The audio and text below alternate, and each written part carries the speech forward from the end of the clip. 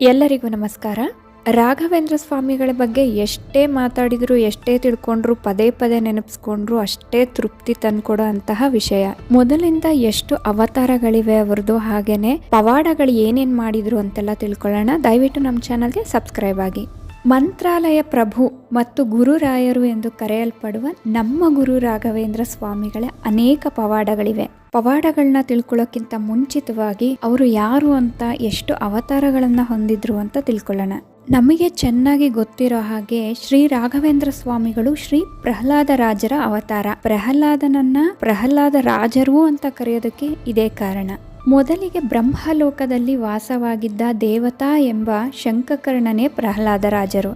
ಬ್ರಹ್ಮದೇವರ ಮೂಲ ರಾಮ ಪೂಜೆಗೆ ತುಳಸಿ ಎಲೆಗಳನ್ನು ಶಂಖಕರ್ಣನು ತರುತ್ತಿದ್ದರು. ಒಮ್ಮೆ ಸರಸ್ವತಿ ದೇವಿಯ ಅದ್ಭುತವಾದ ವೀಣಾ ಸಂಗೀತವನ್ನು ಕೇಳಲು ನಿರತರಾಗಿದ್ದರು. ಇತ್ತ ಮೂಲ ರಾಮದೇವರ ಪೂಜೆಗೆ ತುಳಸಿ ಹಾಗೂ ಹೂಗಳನ್ನು ಶಂಖಕರ್ಣರು ತರಲು ತಡ ಮಾಡಿದ್ದನ್ನು ನೋಡಿ ಬ್ರಹ್ಮದೇವರು ಕೋಪಗೊಂಡರು. ಬ್ರಹ್ಮದೇವರು ಶಂಖಕರ್ಣನನ್ನು ರಾಕ್ಷಸ ವಂಶದಲ್ಲಿ ಜನ್ಮ ತಾಳು ಎಂದು ಶಪಿಸಿದರು. ಇದೇ ಕಾರಣದಿಂದಲೇ ಶಂಖಕರ್ಣನು ಹಿರಣ್ಯಕಶಿಪುವಿನ ಮಗನಾಗಿ ಪ್ರಹ್ಲಾದ ರಾಜರಾಗಿ ಜನಿಸಿದರು. ಅವರು ದೇವತೆಯಾಗಿದ್ದರು, ರಾಕ್ಷಸ ವಂಶದಲ್ಲಿ ಜನಿಸಿದರು. ಅವರು ವಿಷ್ಣುವಿನ ನಿಜವಾದ ಭಕ್ತರಾಗಿದ್ದರು. ಪ್ರಹ್ಲಾದ ರಾಜರು ಶ್ರೀಹರಿಯಲ್ಲಿ ಭಕ್ತಿ ಮಾಡಿದುದನ್ನು ನೋಡಿ ಹಿರಣ್ಯಕಶಿಪುವು ಆತನನ್ನು ತುಂಬಾ ಹಿಂಸಿಸಿದರು. ಹಿರಣ್ಯಕಶಿಪುವು ಪ್ರಹ್ಲಾದ ರಾಜರಿಗೆ ಏನೇ ಹಿಂಸೆ ಕೊಟ್ಟರೂ ನಾರಾಯಣನ ಕೃಪೆ ಪ್ರಹ್ಲಾದ ರಾಜರ ಮೇಲಿತ್ತು. ನರಸಿಂಹರು ಪ್ರಹ್ಲಾದನಿಗೆ ಹೇಳಿದರು, ನಾನು ನಿನಗೆ ಶಾಶ್ವತವಾದ ಸಂತೋಷವನ್ನು, ಅಂದರೆ ಮೋಕ್ಷವನ್ನು ನೀಡುತ್ತೇನೆ. ಅದಕ್ಕೆ ಪ್ರಹ್ಲಾದರು, ಪ್ರಿಯ ಪ್ರಭುವೆ, ನಾನೊಬ್ಬನೇ ಬರಲಾರೆ, ನಾನು ಇನ್ನೂ ಕೆಲವು ಭಕ್ತರನ್ನು ಕರೆತಂದು ಮೋಕ್ಷಕ್ಕೆ ಬರುತ್ತೇನೆ ಎಂದು ಹೇಳಿದರು. ನರಸಿಂಹ ಮುಗುಳ್ನಕ್ಕು ಹಾಗೆ ಆಗಲಿ ಎಂದು ಹೇಳಿದರು. ಮುಂದಿನ ಜನ್ಮದಲ್ಲಿ ದ್ವಾಪರ ಯುಗದಲ್ಲಿ ಭಗವಾನ್ ವಿಷ್ಣುವು ಕೃಷ್ಣನಾಗಿ ಅವತರಿಸಿದಾಗ ಅದೇ ಪ್ರಹ್ಲಾದರು ಬಾಹ್ಲಿಕ ರಾಜನಾಗಿ ಜನಿಸಿದರು. ವಾಯುದೇವರು ಭೀಮಸೇನನಾಗಿ ಅವತರಿಸಿದರು. ಬಾಹ್ಲಿಕ ರಾಜರು ಕೃಷ್ಣ ಮತ್ತು ಭೀಮಸೇನರಲ್ಲಿ ಭಕ್ತಿ ಮಾಡಿದರು. 14-15ನೇ ಶತಮಾನದಲ್ಲಿ ವ್ಯಾಸತೀರ್ಥರಾಗಿ ಬಂದರು. ತಮ್ಮ ಇಡೀ ಜೀವನವನ್ನು ಶ್ರೀ ಮೂಲ ಗೋಪಾಲ ಸ್ವಾಮಿ ಮತ್ತು ಪಟ್ಟಾಭಿರಾಮ ದೇವರಿಗೆ ಅರ್ಪಿಸಿದರು. ಶ್ರೀ ಪಟ್ಟಾಭಿರಾಮ ಮೂರ್ತಿಯು ಶ್ರೀ ಮಧ್ವಾಚಾರ್ಯರಿಂದ ಕೆತ್ತಲ್ಪಟ್ಟಿತು ಮತ್ತು ಅವರಿಂದ ಪೂಜಿಸಲ್ಪಟ್ಟಿತು. ಅವರ ಅಡಿಯಲ್ಲಿ ಶ್ರೀ ಪುರಂದರದಾಸ, ಶ್ರೀ ಕನಕದಾಸ, ಶ್ರೀ ವಾದಿರಾಜ ಸ್ವಾಮೀಜಿ, ಶ್ರೀ ವಿಜಯೀಂದ್ರ ತೀರ್ಥರು ಮುಂತಾದವರು ಹರಿದಾಸ ಸಾಹಿತ್ಯದಲ್ಲಿ ಒಂದು ಹೆಜ್ಜೆ ಮುಂದಿಟ್ಟರು. ವ್ಯಾಸತೀರ್ಥರು ಹಾಡನ್ನು ರಚಿಸಿದಾಗಲೆಲ್ಲ ಶ್ರೀಕೃಷ್ಣ ಅವರ ಮುಂದೆ ಕುಣಿಯುತ್ತಿದ್ದರು. ಶ್ರೀ ವ್ಯಾಸತೀರ್ಥರು ಆಂಜನೇಯ ದೇವರ ಸಂಪೂರ್ಣ ಕೃಪೆಗೆ ಪಾತ್ರರಾಗಿದ್ದರು. ಅವರು ಕರ್ನಾಟಕದ ವಿವಿಧ ಭಾಗಗಳಲ್ಲಿ 732 ಮುಖ್ಯ ಪ್ರಾಣಮೂರ್ತಿಗಳನ್ನು ಸ್ಥಾಪಿಸಿದ್ದರು. ಅವರು ಸುಮಾರು 12 ವರ್ಷಗಳ ಕಾಲ ತಿರುಮಲದಲ್ಲಿ ವೆಂಕಟೇಶ್ವರರನ್ನು ಪೂಜಿಸಿದರು. ಇವರು ಶ್ರೀಕೃಷ್ಣ ದೇವರಾಯ ಮಹಾರಾಜರ ಕಾಲದಲ್ಲಿ ವಿಜಯನಗರದ ಸಾಮ್ರಾಜ್ಯದ ರಾಜಗುರುಗಳಾಗಿದ್ದರು. ಹಂಪಿಯ ಆನೆಯೊಂದಿಗೆ ನವಬೃಂದಾವನದಲ್ಲಿ ಜೀವಂತವಾಗಿ ವೃಂದಾವನವನ್ನು ಪ್ರವೇಶಿಸಿದರು. ವ್ಯಾಸತೀರ್ಥರು ಈಗ ತಮಿಳುನಾಡಿನಲ್ಲಿರುವ ಭುವನಗಿರಿಯಲ್ಲಿ 15ನೇ ಶತಮಾನದಲ್ಲಿ 1595 ಶ್ರೀ ರಾಘವೇಂದ್ರ ಸ್ವಾಮಿಯಾಗಿ ಅವತರಿಸಿದರು. ಸರಸ್ವತಿ ದೇವಿಯ ಆಶೀರ್ವಾದವನ್ನು ಪಡೆದಿದ್ದರು. ಸನ್ಯಾಸ ಆಶ್ರಮವನ್ನು ತೆಗೆದುಕೊಳ್ಳುವ ಮೊದಲು ಅವರನ್ನು ವೆಂಕಟನಾಥ ಎಂದು ಹೆಸರಿಸಲಾಯಿತು.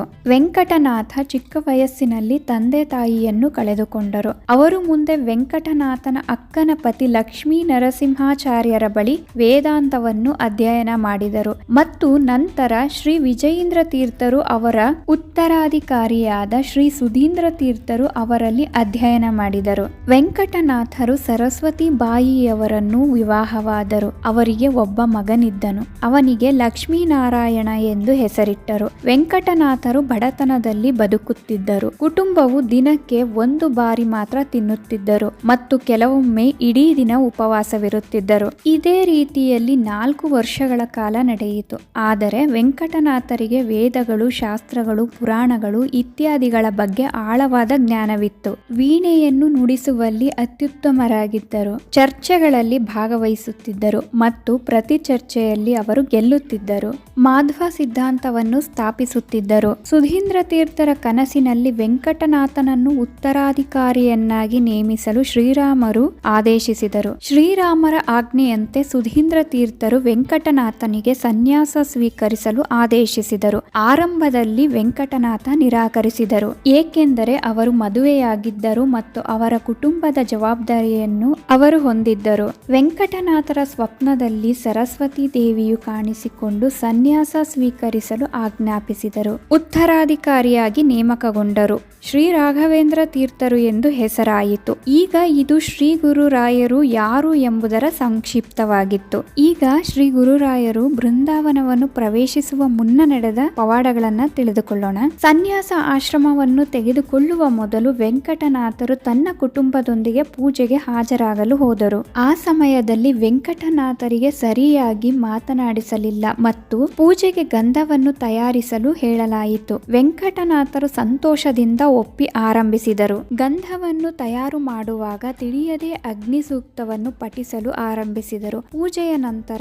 ಎಲ್ಲರೂ ಗಂಧವನ್ನು ಲೇಪಿಸಿಕೊಂಡರು. ಅವರೆಲ್ಲರಿಗೂ ದೇಹದ ಉರಿ ಪ್ರಾರಂಭವಾಯಿತು. ಅವರೆಲ್ಲ ತಮ್ಮ ದುರ್ವರ್ತನೆಗಾಗಿ ವೆಂಕಟನಾಥರಲ್ಲಿ ಕ್ಷಮೆ ಕೇಳಿದರು. ನಂತರ ವೆಂಕಟನಾಥರು ಗಂಧವನ್ನು ತೆಗೆದುಕೊಂಡು ವರುಣ ಸೂಕ್ತವನ್ನು ಪಠಿಸಿದರು. ಇದ್ದಕ್ಕಿದ್ದಂತೆ ಸುಡುವ ಸಂವೇದನೆ ಮಾಯವಾಯಿತು. ಈಗ ಎಲ್ಲರೂ ಸಾಮಾನ್ಯರಾಗಿದ್ದರು. ವೆಂಕಟನಾಥರಿಗೆ ಧನ್ಯವಾದಗಳನ್ನು ಅರ್ಪಿಸಿದರು. ಸನ್ಯಾಸ ಸ್ವೀಕರಿಸಿದ ನಂತರ ವೆಂಕಟನಾಥರ ಹೆಂಡತಿ ಸರಸ್ವತಿ ಬಾಯಿ ವೆಂಕಟನಾಥರು ತನ್ನನ್ನು ತೊರೆದ ದುಃಖದಲ್ಲಿ ಬಾವಿಗೆ ಹಾರಿದರು. ಮರಣಾನಂತರ ಆಕೆಯ ಆತ್ಮವು ಶ್ರೀ ರಾಘವೇಂದ್ರ ಸ್ವಾಮಿಯ ದರ್ಶನಕ್ಕೆ ಬಂದಾಗ ಆಕೆಯ ಮೇಲೆ ಪವಿತ್ರ ಜಲವನ್ನು ಚಿಮುಕಿಸಿದರು. ಮೋಕ್ಷವನ್ನು ಹೊಂದುವಂತೆ ಆಶೀರ್ವದಿಸಿದರು. ಒಮ್ಮೆ ಒಬ್ಬ ಬ್ರಾಹ್ಮಣ ತನ್ನ ಹಳ್ಳಿಯ ಕಡೆಗೆ ಹೋಗುತ್ತಿದ್ದನು. ಅದು ಮಧ್ಯರಾತ್ರಿಯ ಸಮಯ. ಅವನು ತನ್ನ ಹಳ್ಳಿಗೆ ಸಮೀಪದಲ್ಲಿದ್ದ ಒಂದು ಹಳ್ಳಿಯನ್ನು ಪ್ರವೇಶಿಸಿದನು.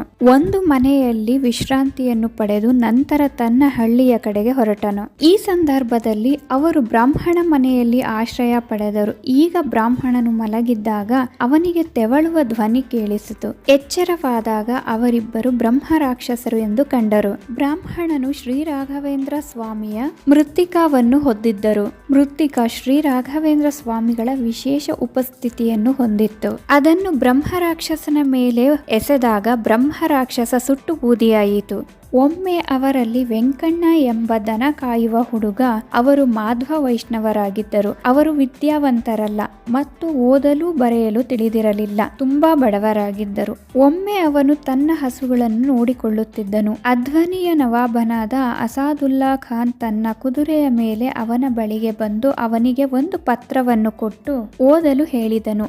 ಅವನು ಓದಲು ಸಾಧ್ಯವಾಗದಿದ್ದರೆ ನವಾಬನು ಅವನನ್ನು ಶಿಕ್ಷಿಸುತ್ತಾನೆ ಎಂದು ಅವನು ಹೆದರಿಸಿದನು. ಸಂಪೂರ್ಣ ಭಕ್ತಿ ಮತ್ತು ಶರಣಾಗತಿಯಿಂದ ಶ್ರೀ ರಾಘವೇಂದ್ರ ಸ್ವಾಮಿಯವರನ್ನು ಸ್ಮರಿಸಿದರು. ಓದಿನಲ್ಲಿ ನಿಸ್ಸೀಮ ಎಂಬಂತೆ ಥಟ್ಟನೆ ಪತ್ರ ಓದತೊಡಗಿದರು. ಪತ್ರದಲ್ಲಿ ನವಾಬನಿಗೆ ಒಂದು ಒಳ್ಳೆಯ ಸುದ್ದಿ ಇತ್ತು. ಸಂತೋಷದಿಂದ ನವಾಬನು ಅವನನ್ನು ತನ್ನ ಆಸ್ಥಾನದಲ್ಲಿ ತನ್ನ ದಿವಾನ್ ಆಗಿ ನೇಮಿಸಿದನು. ಒಮ್ಮೆ ವೆಂಕಣ್ಣ ತನ್ನ ಗುರು ರಾಘವೇಂದ್ರ ಸ್ವಾಮಿಗಳನ್ನು ಭೇಟಿಯಾಗುವಂತೆ ನವಾಬನನ್ನು ವಿನಂತಿಸಿದರು. ಅದಕ್ಕೆ ನವಾಬನು ಒಪ್ಪಿದನು. ಮರುದಿನ ನವಾಬನು ರಾಘವೇಂದ್ರ ಸ್ವಾಮಿಯ ಬಳಿಗೆ ಹೋದಾಗ ಅವನು ಬಟ್ಟೆಯಿಂದ ಮುಚ್ಚಿದ ತಟ್ಟೆಯನ್ನು ತೆಗೆದುಕೊಂಡು ಅವನ ಮುಂದೆ ಇಟ್ಟನು. ಆ ಬಟ್ಟೆಯನ್ನು ತೆಗೆದು ನೋಡಿದಾಗ ಶ್ರೀ ರಾಘವೇಂದ್ರ ಸ್ವಾಮಿಗಳು ಅದು ತನ್ನ ಮುಂದೆ ಇಟ್ಟಿದ್ದ ಮಾಂಸವನ್ನು ಕಂಡರು. ಶೀಘ್ರದಲ್ಲೇ ಅವರು ಶ್ರೀರಾಮನ ಹೆಸರನ್ನು ತೆಗೆದುಕೊಂಡು ಪವಿತ್ರ ಜಲವನ್ನು ಸಿಂಪಡಿಸಿದರು. ಮಾಂಸವು ಹೂವುಗಳು ಮತ್ತು ಹಣ್ಣುಗಳಾಗಿ ಬದಲಾಯಿತು. ನವಾಬನಿಗೆ ಆಶ್ಚರ್ಯವಾಯಿತು ಮತ್ತು ಸಂತೋಷವಾಯಿತು. ಅವರು ಶ್ರೀ ಗುರು ರಾಘವೇಂದ್ರ ಸ್ವಾಮಿಗಳ ಭಕ್ತರಾದರು.